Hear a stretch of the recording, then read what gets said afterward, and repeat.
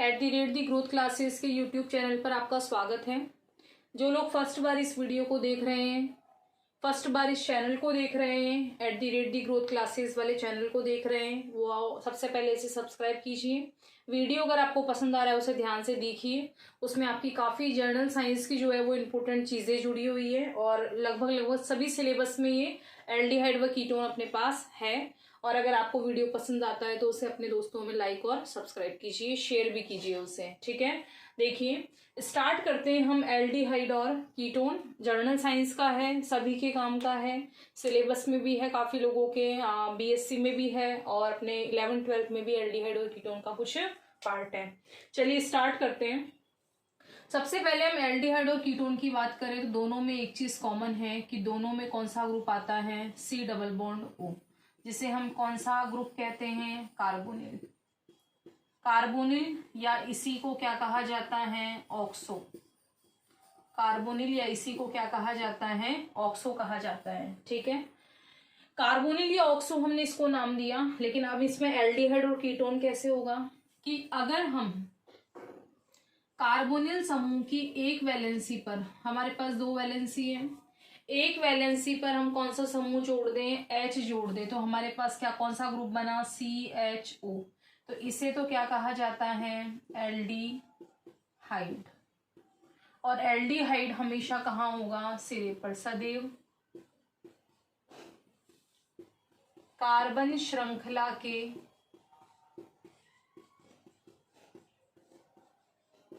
सिरे पर उपस्थित।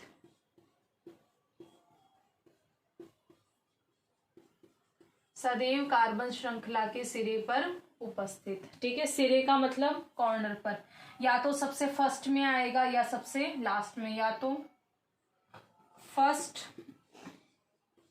और लास्ट, यानी कोई भी कार्बन श्रृंखला है उसमें या तो फर्स्ट में आएगा या किस में आएगा, लास्ट में आएगा।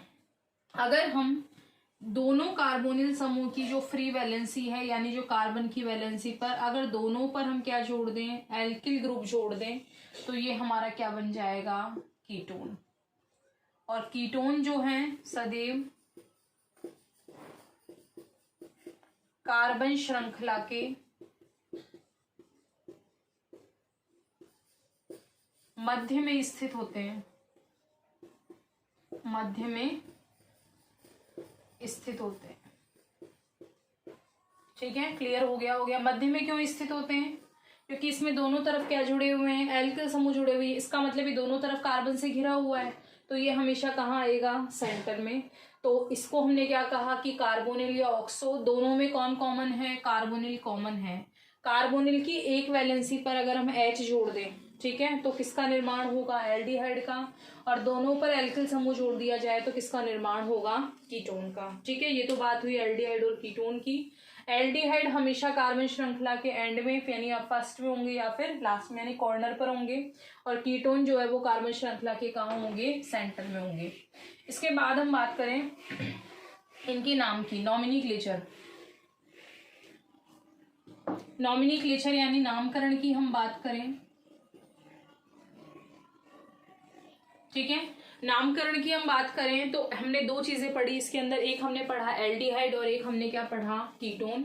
तो एल्डिहाइड में अगर हम इनका फर्स्ट देखें अपन, रूढ़ पद्धति, दो पद्धतियां, वैसे तो तीन होती है लेकिन हम जर्नली दो को ही पढ़ते हैं। एक तो होती है रूढ़ पद्धति, ट्राइवियल सिस्टम। दूसरी जो है वो हमारी होती है एक डेरिवेटिव वाली यानी व्युत्पन्न पद्धति। और थर्ड होती है हमारी IUPAC, जिनमें जो कॉमन है वो एक रूढ़ पद्धति या सामान्य पद्धति और दूसरी हमारी कौन सी है, IUPAC पद्धति। तो हम पहले बात करते हैं रूढ़ पद्धति या सामान्य पद्धति। ठीक है, रूढ़ पद्धति या सामान्य पद्धति यानी जो वैज्ञानिकों ने जिन्हें अपने हिसाब से नाम रख दिया। ठीक है, जर्नल पद्धति बोल सकते हैं या ट्राइवियल बोल सकते हैं। इसमें हम बात करें तो इसमें कोई नियम नहीं लगता, ये सिर्फ कोई भी स्रोत है उनसे हमने इसको प्राप्त किया है तो उसी के आधार पर इसका नाम रख देते हैं। जैसे हमने वही कार्बोनिल ग्रुप लिया और यहाँ हमने दोनों तरफ H लगा दिए, एक तरफ H लगाए तब भी एल्डिहाइड, दोनों तरफ H लगाएंगे तब भी एल्डिहाइड। लेकिन अगर दोनों तरफ H है तो इसका सामान्य नाम क्या होता है, फॉर्मेल्डिहाइड। फॉर्मेल्डिहाइड नाम कैसे पढ़ा? फॉर्मिक अम्ल। फॉर्मिक अम्ल क्या होता है? HCOOH, ये फॉर्मिक एसिड होता है। फॉर्मिक एसिड किस में पाया जाता है? लाल चींटी जो लार छोड़ती, जो डंक छोड़ती है, उसमें कौन सा अम्ल होता है? फॉर्मिक। तो फॉर्मिक से क्या बना है? फॉर्मेल्डिहाइड। ठीक है, तो इसका जर्नल नेम क्या हो गया? फॉर्मेल्डिहाइड। उसके बाद हम बात करें, हमने H लिया, C डबल बॉन्ड O लिया, हमने इसके एक साइड R जोड़ दिया, ठीक है, या R की जगह हमने यहाँ मान ले हम यहाँ CH3 जोड़ देते हैं, यानी एल्किल समूह में हमने कौन सा ले लिया? Methyl group. तो हमारा फॉर्मूला क्या बन गया? CH3CHO। तो इसको क्या कहा जाता है सामान्य पद्धति में? एसीटैल्डिहाइड। ये हमें कुछ नाम जो है वो दोनों पद्धतियों में, यानी रूढ़ पद्धति में भी ध्यान रखने, IUPAC में भी ध्यान रखने। कुछ एक के नाम हमें याद रखने। रूढ़ पद्धति में क्या बोलते हैं? ट्राइवियल में। तो ये क्या हो गया? फॉर्मेल्डिहाइड। ये हमारा क्या हो गया? एसीटैल्डिहाइड। उसके बाद हम बात करें, हमने लिया C6H5CHO, यानी ये बेंजीन रिंग हो गई और इस पर क्या जुड़ा हुआ है? CHO। या इसको हम क्या लिख सकते हैं और इस तरह से भी बता सकते हैं, जैसे हमने यहाँ बेंजीन रिंग बनाई और बेंजीन रिंग पर हमने कौन सा ग्रुप जोड़ दिया? CHO। तो बेंजीन पर जोड़ा तो इसका नाम क्या हो जाएगा? बेंजल्डिहाइड। ठीक है, तो हमें ये तीन नाम ध्यान रखने हैं किसके? रूढ़ पद्धति या सामान्य पद्धति में किसके? कीटोन के। हमने किसके निकाले? एल्डिहाइड के निकाले। हमें तीन नाम ध्यान रखने हैं इसके अंदर, फॉर्मेल्डिहाइड, एसीटैल्डिहाइड और बेंजल्डिहाइड। ठीक है, इसके बाद में ये तो हमारे क्या हुए सारे? एल्डिहाइड मेन हमारी यही थे इसमें कॉमन नेमों में जो हमने देख लिए। इसके बाद हम बात करें किसकी? कीटोन की। कीटोन में भी कुछ एक आध नाम हैं जो आप लोगों को जर्नल मतलब रूढ़ पद्धति में ध्यान रखने, बाकी नामों में ध्यान रखने की जरूरत नहीं है। ठीक है, तो सामान्य नाम की हम बात करें यहाँ पर, तो सबसे पहले हमने लिया CH3, C double bond O, CH3। ठीक है, या फिर इसको हम क्या लिख सकते हैं, और जैसे हमने उस तरीके से लिखा था ना अभी, ये कार्बोनिल ग्रुप हो गया और इसकी दोनों वैलेंसी पर हमने क्या जोड़ दिए? CH3 समूह जोड़ दिए। दोनों पर हमने क्या जोड़ा? CH3 जोड़ा। तो CH3 दो जोड़े तो ये क्या हो गया हमारे? डाई मैथिल। और कौन सा ग्रुप है ये? एल्डिहाइड तो है नहीं, कौन सा है? कीटोन। तो इसका नाम क्या हो गया? इसका रूढ़ पद्धति या सामान्य पद्धति में नाम क्या हो गया? Dimethyl ketone. और इसको हम किसके नाम से जानते हैं? और इसका ये नाम जो है वो ज्यादा प्रचलित है, कौन सा? एसीटोन, यानी इसको क्या कहा जाता है? एसीटोन। तो सबसे पहले हमें ध्यान रखना है कि एसीटोन का फॉर्मूला क्या होता है। ठीक है, इसे क्या कहा जाता है? यहाँ हम IUPAC की बात नहीं कर रहे हैं, अभी हम कौन सी पद्धति में पढ़ रहे हैं? रूढ़ पद्धति या सामान्य पद्धति में। उसके बाद हम बात करें, हमने लिया एक पर तो हमने CH3 रहने दिया, अब इसमें कहाँ आ रहा है? सेंटर में आ रहा है, इसमें भी कहाँ आ रहा है? सेंटर में। हमने क्या किया?